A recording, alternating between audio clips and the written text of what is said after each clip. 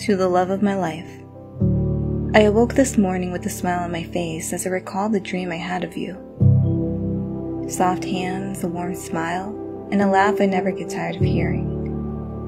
On your good and your bad days, I hold on to the love that we have formed, and reassure you that as long as I'm alive, I will not let us die. Place your heart on my chest and feel the beating of my heart, while I kiss your lips and tell you that I love you like I did at the start. This relationship that brought forth butterflies in my stomach and sweaty palms, goofy grins and satisfaction when I found the one for me. Maybe we're not molded into a picture-perfect Hollywood couple, and nowhere near a fairy tale.